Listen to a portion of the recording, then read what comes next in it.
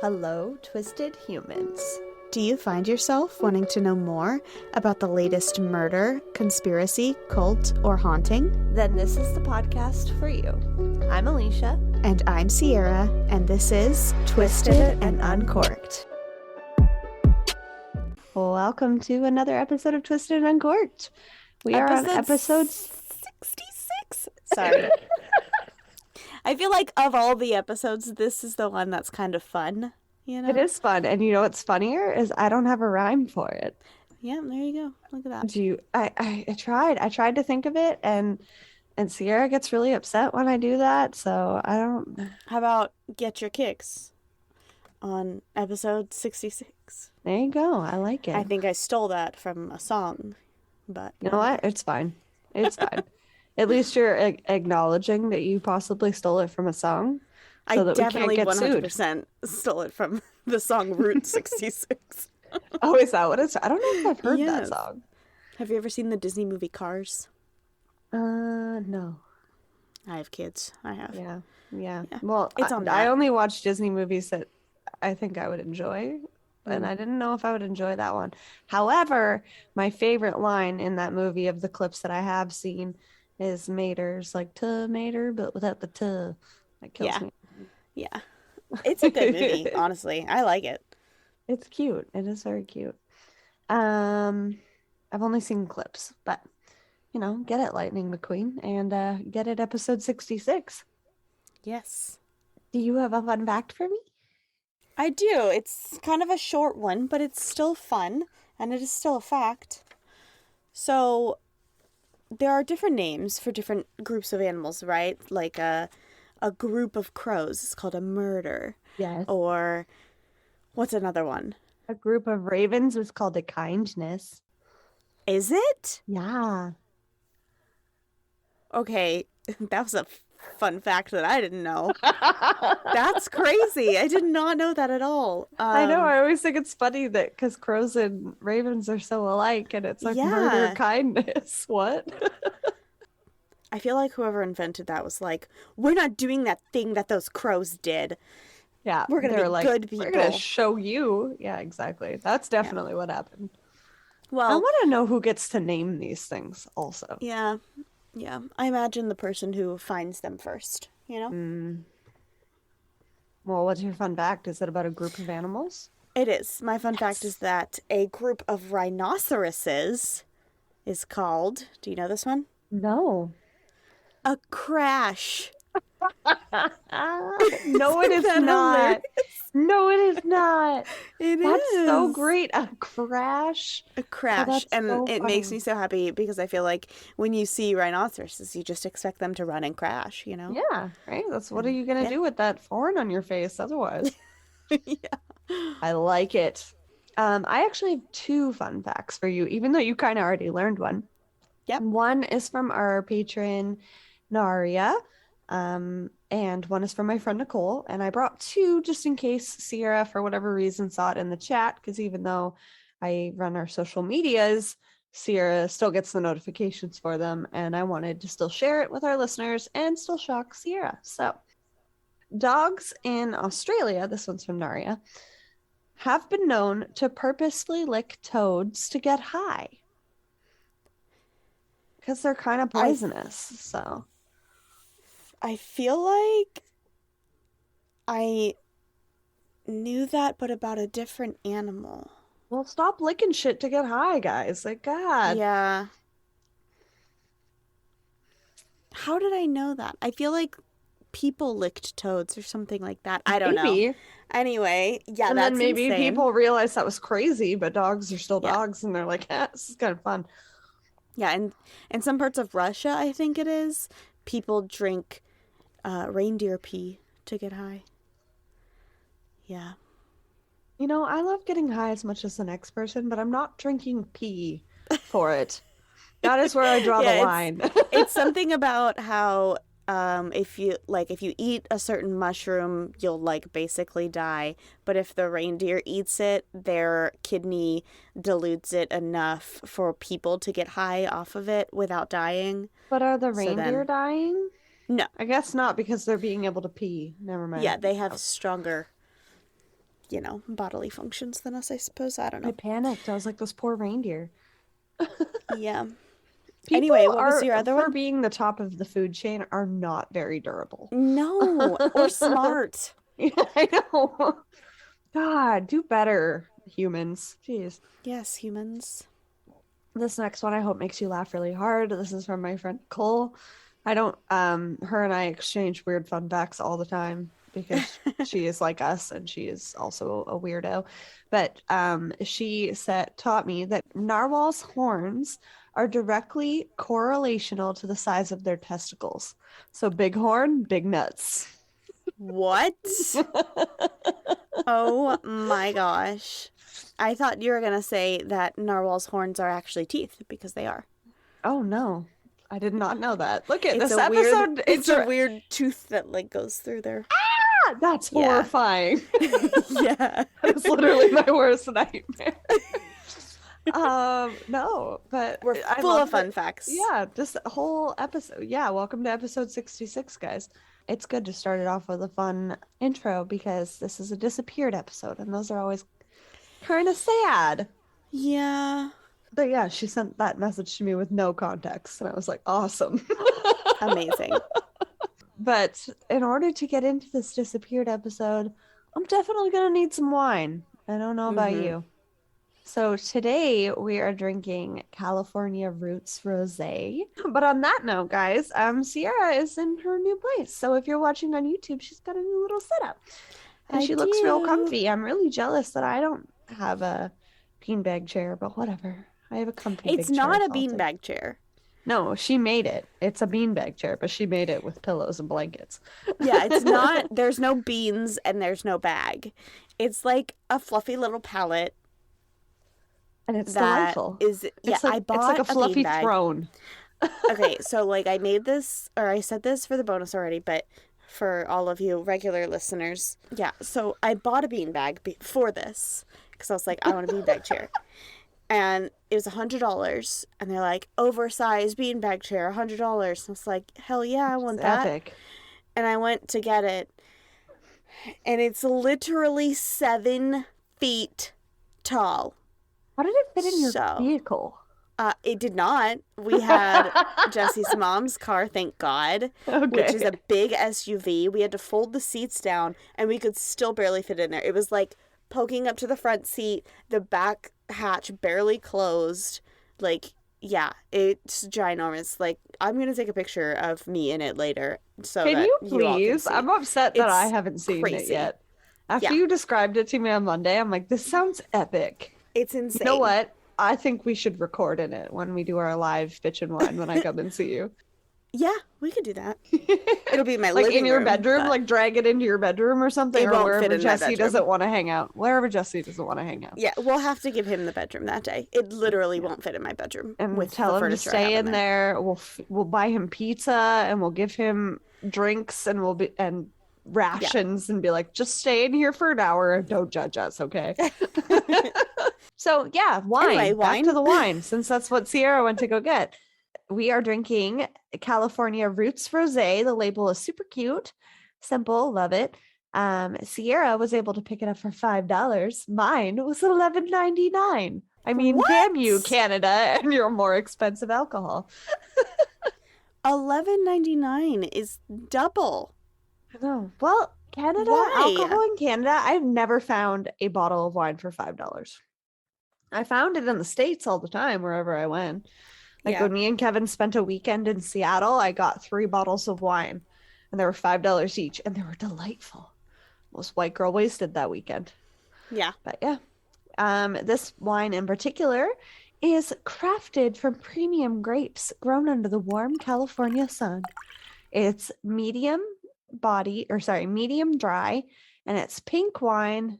As you can see, it's got a cute little petal pink color, and it has soft tannins, giving the wine a smooth, delectable mouthfeel, which I'm like, why? Why do you got to describe it like that? I hate the word mouthfeel. Even though anybody that drinks nut wine knows what that is. They know that that's just a thing. It has aromas of fresh berries and citrus flavors, and it clocks in at 12.5 ABV.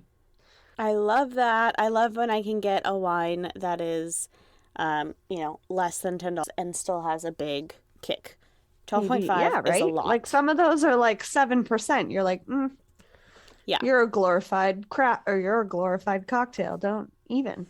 Or what am I Exactly. thinking? Wine cooler. Not cocktail. Yeah, thank you. Cocktail. What do you think of the wine? God. I haven't had a sip of it yet. Hold on. I feel like I'm like, because I had one of those smash gin drinks, the triple citrus. So, and they're quite sweet, but I like it. Hey. I feel like I need another sip in a second here. I feel like it's almost sour. Yeah, okay. It's Because I don't weird. know if you saw my face. I was like, Yeah. I'm still gonna drink it, but Oh, yeah. But it has a sour taste to it. afraid to go back. I think it's that dry finish. I don't know. I don't know. I'm gonna drink all of it, but I don't know if I love it. Also, naturally, because it's May, I'm drinking my Let's Get Sheet-Faced Ghost Goblet. Okay. You know what? Yeah. I'm ready for it to be spooky season. I love summer, but I'm ready for it to be spooky season. Sorry, I'm ready for it to be our birthdays and then spooky season. Yes. What would you rate this one? I'd say I feel like I haven't gone below a 7 yet. You haven't. I'm gonna go below a 7. Yeah, I think I'd have to do like 6.5, maybe. Yeah, Maybe 6. I'm right there with you. Yeah. Don't love it. Gonna drink it, but don't love it. It's not bad. It's just I've had so much better. It's very dry. To me, Don't it doesn't love even it. taste dry. It tastes because my mouth isn't I agree. dry. Yeah, I agree. It just has like that sting on the, like a bite on the back. Like, Right? I don't know. I don't know what it is. Like, I don't know what it is there's no either. aftertaste. I can't taste any flavor. It's just an after But the front feeling on my tongue. I don't know. All right. I It's really weird. hope that you guys, even if you strictly only listen to the podcast, that you just check out this week's episode on YouTube so you can watch our facial expressions, because I feel like our facial expressions are the only way to capture how we feel about this wine. I don't like I sour usually things, really like sour like- candies and whatnot. Oh, So this isn't that. I don't know. um, It feels sour to me. I don't like that. I don't either, but not in a good sour candy way, because sour keys are my jam. But I'm with you. I don't know how to describe it. I'll figure it out. I'll be like 2 glasses of wine in mid-episode, and I'll be like, I know. So before we get into this week's episode, we are going to hear a quick promo from Homespun Haints. These spooky gals are awesome, and go and check them out. Okay, so today I am telling you about the disappearance of Jamie Fraley. Have you heard this case before? I don't think so. The name doesn't sound familiar. So I found a really awesome list that I will be pulling from for all unsolved and disappeared cases, and I'm not going to share it with Sierra because I don't want her to cover the same ones. But I tried to find one that was a little bit more recent, because this list goes back as late as 1990. And not to sound pessimistic, but some older like it's the chances of that person not necessarily being found, or you know what I'm trying to say. Like I like to use our platform to be able to hopefully reach people that maybe know something. Right. As much as possible. I mean, I love an old-timey case, don't get me wrong. But I just wanted to cover something in the middle ground. So this one is from 2008. Which, now that I'm saying that, feels a long time ago still, but whatever. So, on April 7th, 2008, 22-year-old Jamie Fraley woke up feeling incredibly sick. She was in and out of the hospital that day with what doctors believed was an extreme stomach bug. The first trip, she was given fluids and assessed, but sent home. The second, she opted not to wait in emergency, which was just over 3 hours, and just ride it out at home. And I get it. When you feel like garbage, you don't want to be in a hospital waiting room. Yeah. And after that, she had made up her mind, decided something was really wrong, and that she needed to go again. Around 1:30 in the morning, technically April 8th now, she told one of her friends that she was waiting for a ride to go to the hospital. She told her that a friend was coming to pick her up and that he was almost there. When her friend asked who it was, Jamie didn't necessarily avoid the question, but she didn't identify who it was either, which is weird. There's a lot of weirdness in this case. Buckle up, Sierra. Okay. When her friend asked again who it was, she wouldn't identify the male friend. This would be her third trip to the hospital within those 24 hours. She ended the call with her friend by saying, quote, "I have to go. My ride is here. He is here." End quote. Okay. Jamie would never be seen or heard from again and left a scene at her apartment that would later puzzle investigators. Oh my goodness. So, Jamie Michelle Fraley was born on March 5th, 1986 in Gastonia, North Carolina. In her early life, she struggled with anxiety and bipolar disorder.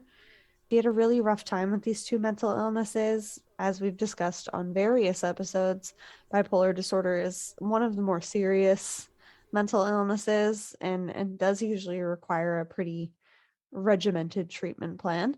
And Right. she relied heavily on her family during this time. She missed so much school, and as a result, she wasn't actually able to graduate from high school with the rest of her class. Oh, man. That's not good.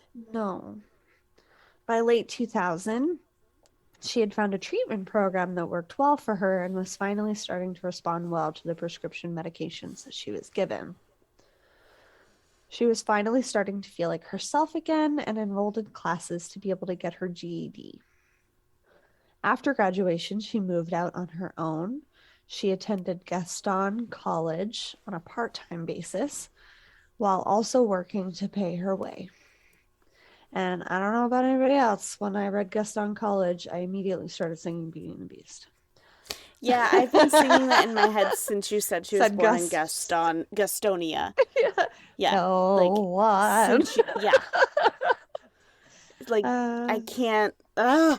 I apologize. What's that thing you said earlier where you have to actually listen to the song to be able to get rid of it? Musical memory. Yeah, your brain's trying to finish it in your head.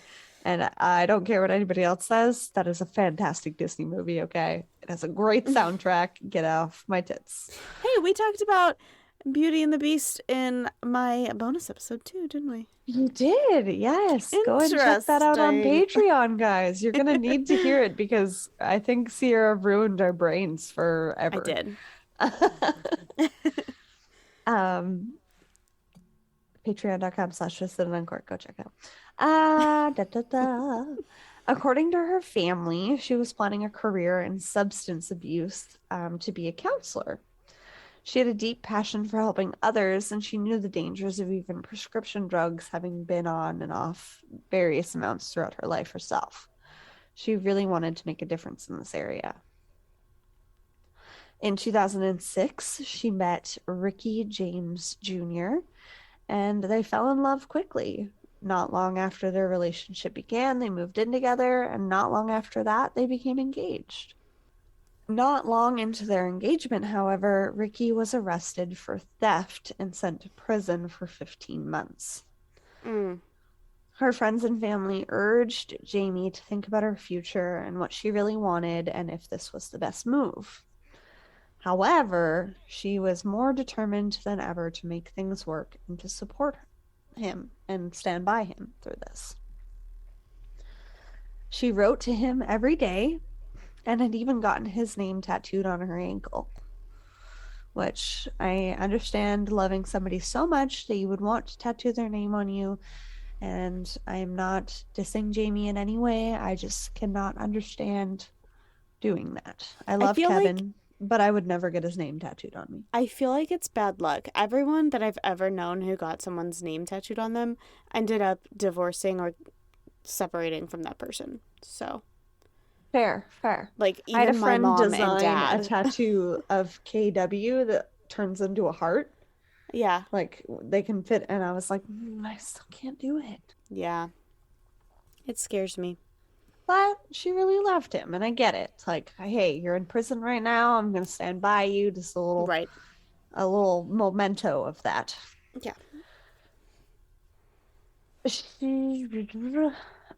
Jamie's soon-to-be father-in-law, Ricky Dale Simmons, 49, even lived a few apartments away from hers, so she took this time to bond with him.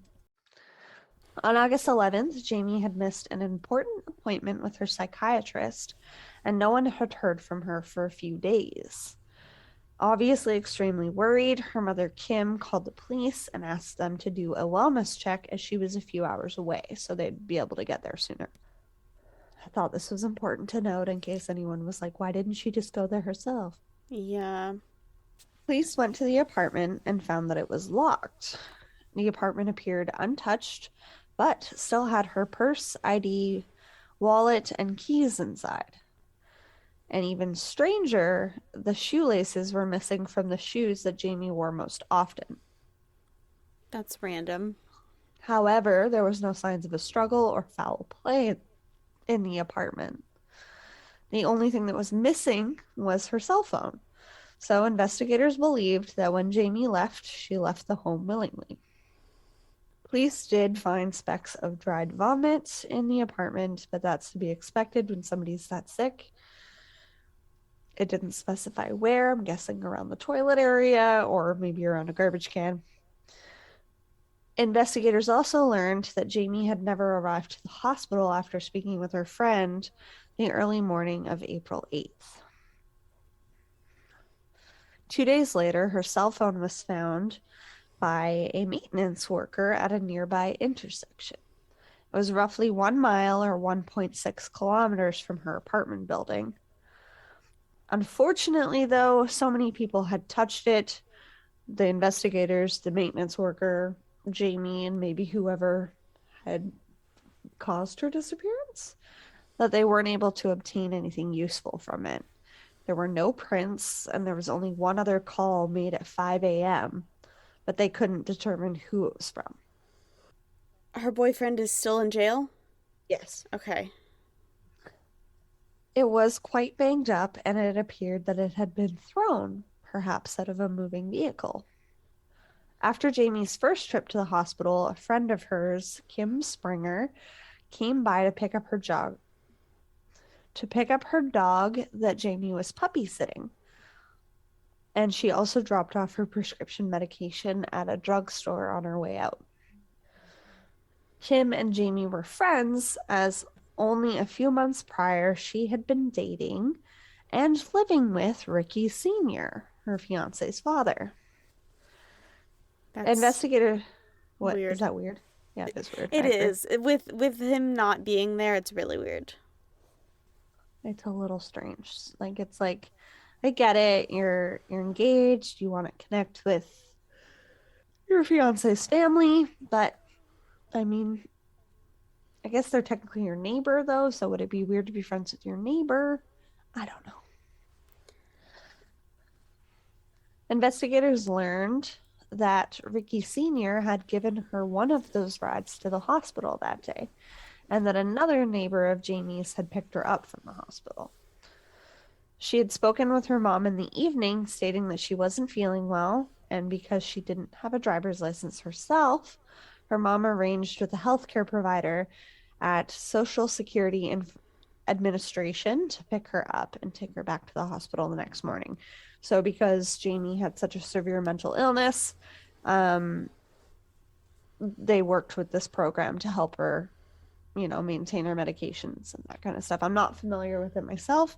However, I think that's great that she was able to do that. So yeah.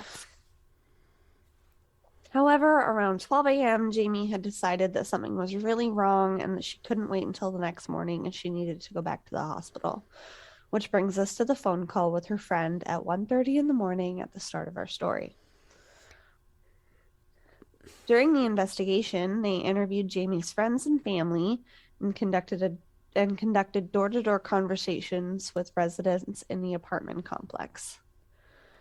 The area around the complex was searched as well, including a nearby wooded area, and divers and cadaver dogs also searched Lake Armstrong that was located across the street, but there was no evidence that Jamie had been there. Ricky Sr., her father-in-law, was reported by the people around Jamie to have been quote-unquote obsessed with her. He also refused to take a polygraph following her disappearance. He was later identified as a person of interest during the investigation. This was further solidified following his death 2 months later. Was it a suicide? And this is where we are going to take a quick break. Oh, damn you.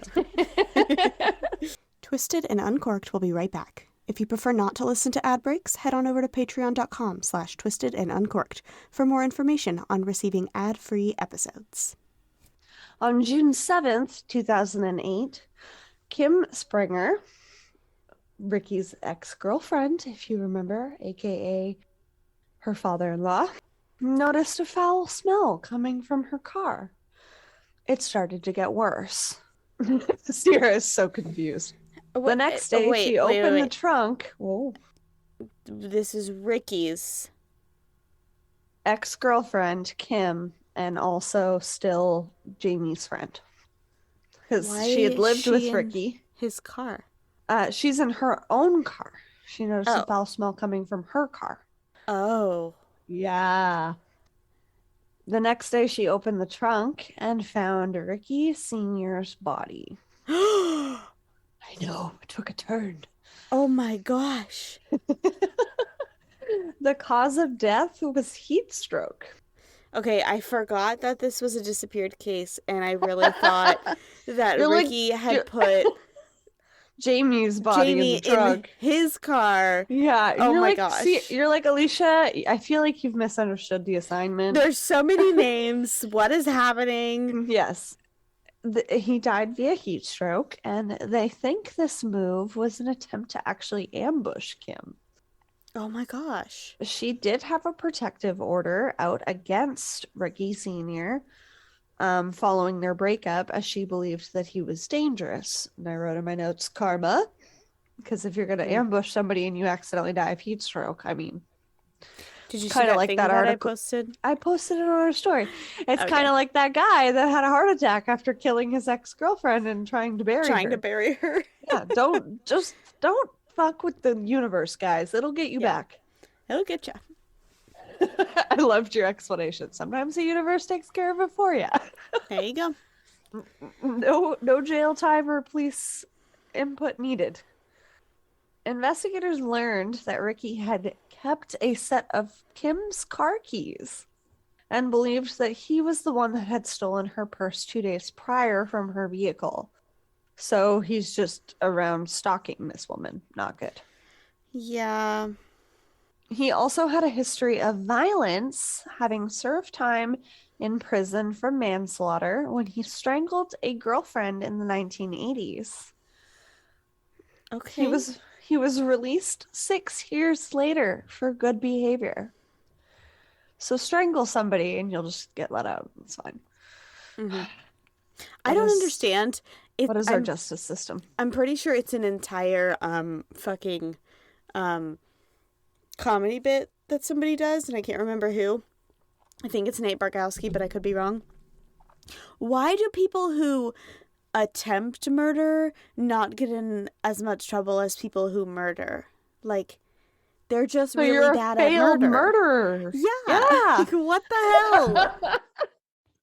There are so many times when Sierra and I record where we say the same thing at the same time. And it's not always put in the episode, but damn, yeah, they're just a really bad murderer. Stop. Yeah. It does make sense. Rewarding them for that. Right. Oh, you didn't do it this time? We'll let you try again. Yeah. Basically, that's what the justice system is saying. Yes. And it's like, yeah, he might have been a good prisoner, but it's like, he was a bad human. Yeah. God. Not that prisoners aren't human. No, but you know what I mean. But stop it. Again. But I mean, he's strangled one girlfriend. Another ex has taken out a protective order against him after they broke up. His mother, his daughter-in-law is missing. Yeah, it's not looking good for Ricky Sr. Yeah. So I wrote in my notes. So it sounds like this family is just a bunch of winners. Mm. I mean, I can't shit on Ricky Jr. because all we know that he was arrested for theft. We don't know anything else about him. But I mean, Jamie seems like a good person and she really loved him. So who's to say? Yeah. Ricky Sr. was officially named a person of interest in the case. And unfortunately, investigators and Jamie's family believe that he took something valuable in terms of information about her disappearance to his grave. Ricky Jr., Jamie's fiance, was still in prison at the time of her disappearance, so he was quickly ruled out, as Sierra checked earlier. Yeah. She was already looking at the fiance. The husband always the husband. Yeah. When learning of Ricky's death, Jamie's mother, Kim, and I know that that's kind of confusing as well because Ricky Sr.'s ex-girlfriend is named Kim as well, but this is Jamie's mom, and burst into tears. It's possible that this is because she believed that she would never find out what really happened to her daughter because of it. Yeah. Or because this man was becoming a part of her family and he was really no threat to Jamie. There's really no way to know because everybody grieves differently and everybody responds to death differently. There's no way to know. Okay, but we can speculate wildly. Stay tuned for the theories, Twisted Humans. I don't think Jesse's mom would burst into tears if my dad died. Just saying. Fair enough. She'd be sad for me. I don't think she'd be sad for herself. Yes, fair. Very fair. I mean, your dad's a kind of a legend, so I would burst into tears if your dad died. And I've never even met the man. So that's a bad example, Sierra. He's the world's best mailman. So. Oh, yeah. Ricky Jr. was released not long after this and reported that everything was just strange. First, his fiance goes missing, and then his father dies in the trunk of a car. He thought of his relationship with his father as being more of friends rather than a father-son situation. And that kind of makes sense because I don't know how old Ricky Jr. was, but Ricky Sr. was 49. Jamie was 22, so he was probably in and around that mark, and my parents are pretty young too. Right. I still think of them as my parents, but being an adult, I have more of a friendly relationship with them, so I kind of get that statement definitely. As well. Before I met Jesse, I said that my dad was my best friend, so. Oh, and he's been replaced with Jesse and me, is what you're saying? Yeah. But he's the world's best mailman, so. He is. Still a legend. We're going to get your dad a shirt that says legend. He probably already has one. My dad has he literally ordered stickers of himself and posts them or sticks them all over downtown Cincinnati and everywhere he goes. I need one. There are stickers of my dad in downtown Nashville. There are stickers of my dad in Vegas. Like, he sticks stickers of himself that he had made everywhere.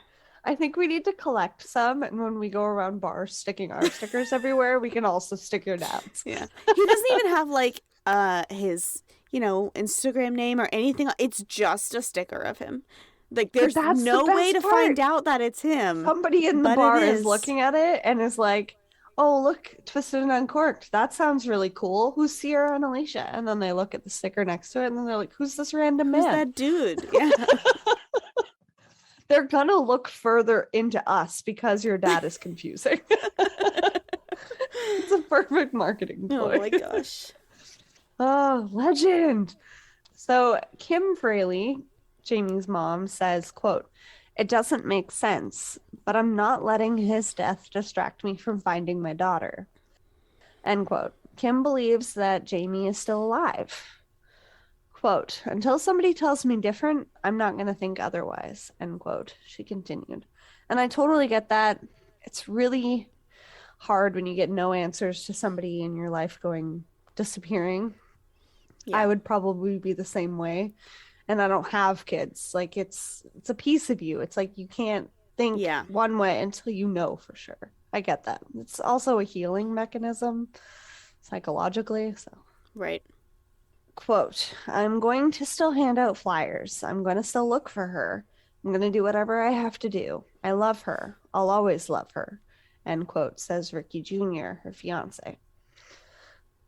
Kim Fraley keeps a box of her daughter's things with her, including a poem that Jamie had written to her. 3 investigators in Gaston County are on the case full time and are accepting assistance from the FBI as well as tips from the community. In 2015, a man named Jerry Case, a prison inmate serving time for another murder, wrote a letter to a local newspaper confessing to Jamie's murder. However, police think that this was just him wanting to take credit and it wasn't truthful. He knew none of the details that they did, and he only disclosed what had already been disclosed to the public. Okay. One theory behind her disappearance is that possibly she had a bad bout of mental illness, maybe because she was so sick she wasn't staying on top of her medications, or she had thrown most of them up, and that she had simply walked off. I think that this theory is just society being discriminatory towards people with mental illnesses, though, because other than her mental illness, her friends and family didn't say that anything was different or she was acting any different prior to her disappearance. And the most popular theory, obviously, is that Ricky Sr. was responsible for her disappearance. He had a history of violence. He was 2 apartments away. He was possibly going to ambush an ex after this. However, one inconsistency in the evidence is that when the friend spoke to Jamie at 1:30 in the morning, she reported that she was being taken in a friend's truck. We still don't know who this person was. And Ricky Sr. drove a white van. But it's also possible that she misspoke. We really don't know. Yeah. Jamie Fraley would be 36 years old today. She is very, very petite. Today? Oh, wait. Like... Yeah, like in today's years. In general. Okay. Yes. I was then thinking like, that you were trying what? to say today's her birthday. I was like, no, it was March. What are you talking about? The reason that I chose this case, I texted Sierra. I said, in true us fashion, I keep changing my case. The reason I landed on this one was because May is Mental Health Awareness Month. But she would be 36 years old. She would also make Sierra and I feel very tall, and bless her heart for that. She was 4'9", weighing between 90 and 100 pounds. Oh my gosh.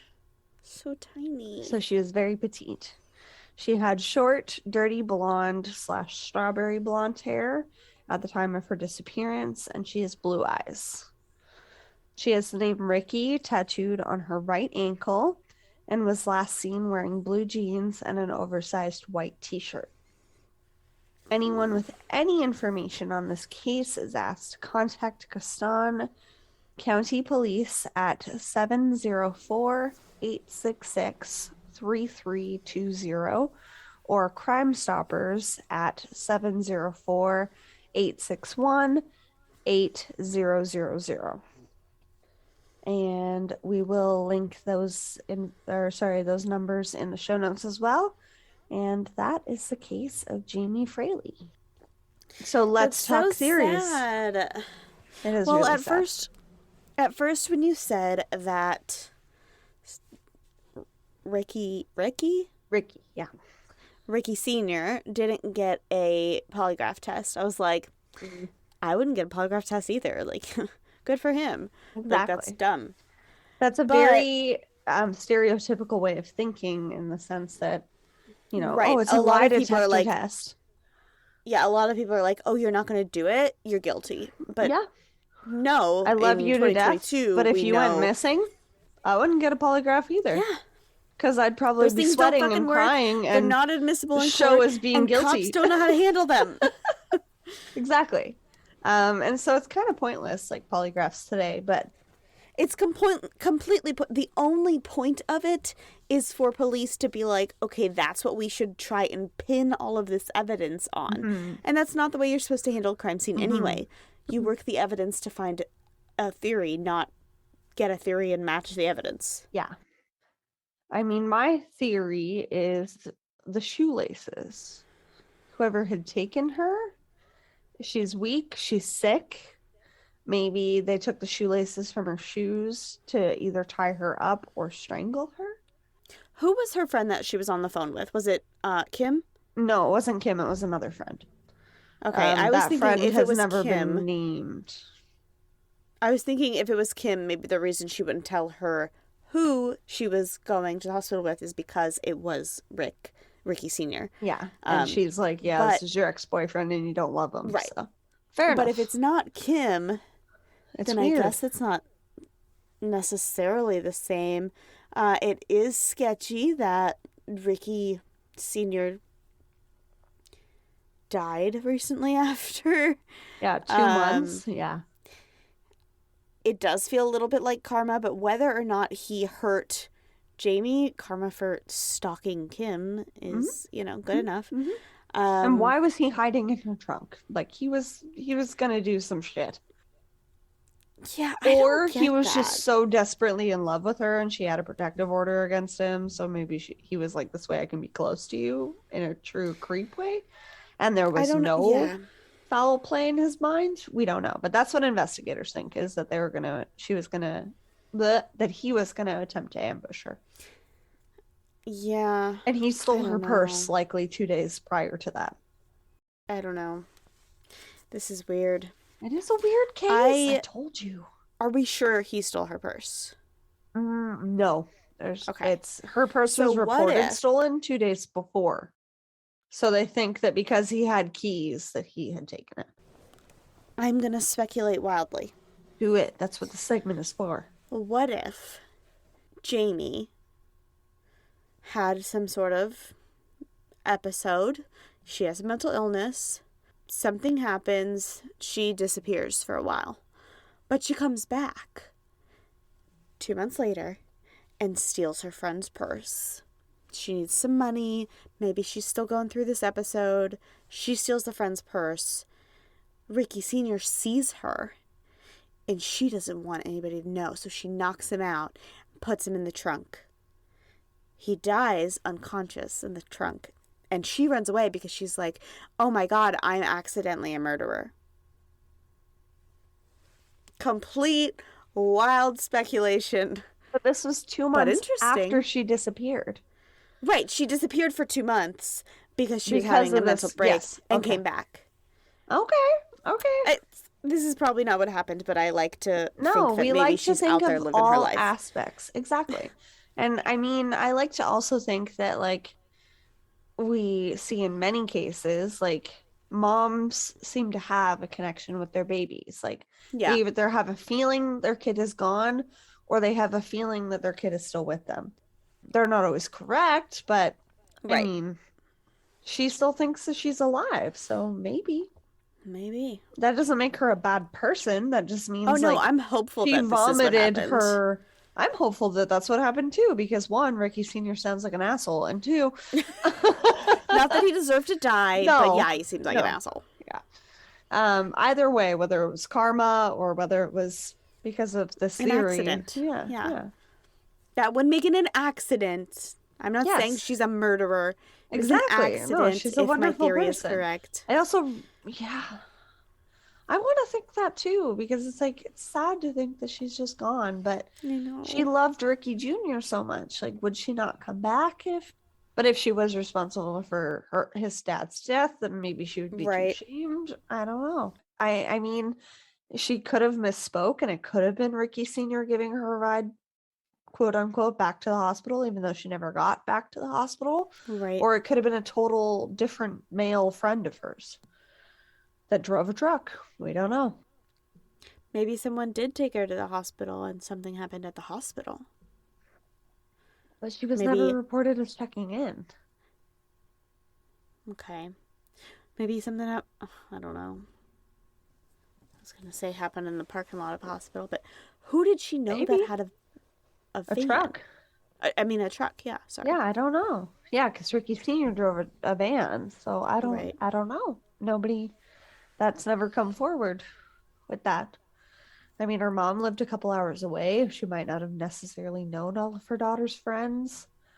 Her friends Yeah. might have not known all of her friends. Like, you don't know all of my friends. I mean, that's a bad example. You live in a different country, but you know what I mean? Like, Yeah. you can have friends without, like, a lot of my Yeah. friends aren't friends with each other. So it's like, Right. I don't know. It's hard to say. I like to hope that she's still alive too, because that's really sad otherwise. I know. But if it does go the, that more sinister way where she was subdued and those shoelaces were used in something, obviously she wasn't discarded anywhere nearby because investigators and cadaver dogs searched those areas. So where else was she? Yeah. And her She cell had to phone have was gone thrown out in a vehicle and gone somewhere. because you can track cell phones. So Definitely sounds like a thrown situation. yeah, But it was again, maybe banged she up. threw it out. True. Maybe You she's like, know? fuck this, I'm out. I can't deal with this Yeah. anymore. I get But I it. don't know Like why you would do I've that if you were sick. no, you could throw your cell phone out your window if you're feeling nauseous. Not necessarily with you driving, but with whoever was driving. Right. Like I want to get away from it all. Fuck this, I'm out. I don't know. I don't I know like to either. always think positive, but it's hard to say. So again, we'll link those phone numbers in the show notes if you know anything and have any information about Jamie's disappearance. Yeah. I mean, if Take a look at her picture. See if we can find her. yes, I will. Of course, we always post photos on our website, and I hope she's found safe. And if she's not found safe, I hope that her mom is at least able to get some closure. Yeah. Oh, it's so sad. That is very sad. And while we're on the note of closure, if you don't follow us on social media, I've posted a little update on the Brittany Drexel case. Yes. I posted an update on Instagram as well as TikTok, and Brittany Drexel has been found. Unfortunately deceased. We covered her back on episode 10 for a conspiracy case because of the element of mysteriousness surrounding her disappearance. The rumors about how she disappeared. Exactly.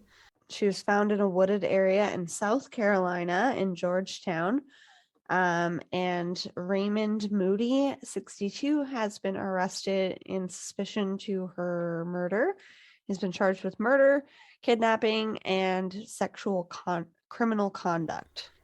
Not sure what Scary that means. enough. He was not even on anyone's radar that I know of. He was not on anyone's radar. Yeah. He was not on our. I covered 2 possible suspects, and he was not on that list. And Brittany Drexel's Completely case has dude. He is nightmare fuel. Absolute nightmare fuel. If anybody has seen a photo of him, he is your worst fucking nightmare. He reminds me of the guy that oh my god, what is her name? The guy who cut off the girl's arms that we did with Crime Diner? Yeah, Mary Vincent. Yeah. Yes. Oh, Mary yeah, he totally looks like that guy. Yeah, he reminds me of that guy. Note how we remember Ugh. Mary Vincent, not the asshole that hurt her. Yeah. Oh God, he does. He totally looks like that guy. Ugh. It's horrible. I mean, like we said, we suspected, given the nature of her disappearance, that it was unlikely that she would be found safe, but it's still very sad. She was 17. She was a sweet girl, and I'm just really happy that her parents, Chad and Dawn, are able to finally put their daughter to rest. So. Raymond Moody is a piece of shit, and he was charged with sexually assaulting a minor in the 1980s in California. So he, again, similar to this case with Ricky Sr., was released early on good behavior. So stop rewarding fucking criminals. Similar with the guy who attempted to kill Mary Vincent. He was released because it was just attempted murder. Yeah. Guess what? Then he got out of prison and actually murdered someone. Yeah. Oh, this makes me so mad. It's such a pattern. Why? This is 3 different cases that we're talking about here.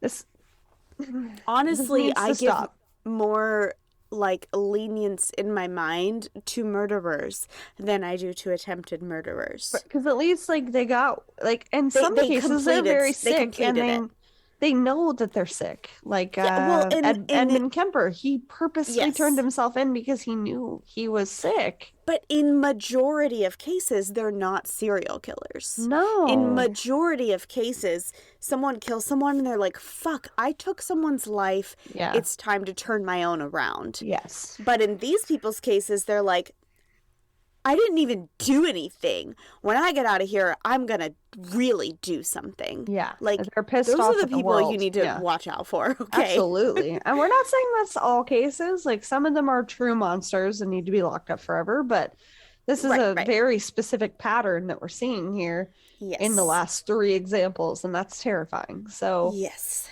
Something needs to change. Something needs to fucking change. So, rest in peace, Brittany Drexel. You're a badass bitch, Mary Vincent, and we hope that Jamie Fraley is found safe. Right. Anger. Anger. I'm so mad. I as soon as we started talking, I'm like, why is this a pattern? Anyways. Yeah. So, Sierra, before I rage scream any further, what day is it today? So today is May 31st. And in attempting to find information about what happened on this day in history, I found a lot of true crime news, sadly. I learned of a new serial killer today. We'll cover that eventually, so I'm not going to mention it. I also learned, or remembered, I guess, that it's the anniversary of the day that the 2 girls killed their friend. Alecia and Morgan lured their friend Peyton into the woods and murdered her, stabbed her. At the request of Slenderman, allegedly. Or so they said. Right. But on a happier note, because I was like, okay, I get it. This is a true crime podcast. These are things that happened. We need something happy to end this. Yes, we need a little... We like to give you guys a roller coaster of emotions every episode. Yes. So today is, again, May 31st. It is considered World No Tobacco Day. So if you are a tobacco user, try to refrain today. Why not? Like, give it a day. Let's see what happens. Good for your body. It's also National Macaroon Day. Oh, hell Find yeah. yourself some delicious Who doesn't love a macaroon? It's also National Speak in Complete Sentences Day. So, Gen Z, come on now, get on it. Quit doing all that weird shit you do. Shorten stuff. / Alecia learned to speak English in an entire episode. And my favorite one, it is National Smile Day.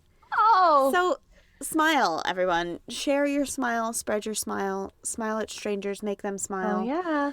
Do things to make... Or smile at strangers, smile. And if they're really grumpy, you'll just weird them out, and that's a win, too, so... It is always That happens to me all the time. I smile at anybody I make eye contact with, and sometimes they're like, ugh. Kill them with kindness. Smile at everyone today. Absolutely. And it takes less muscles to smile than it does to frown. Yay. As they like to say, now I kind of want a macaroon.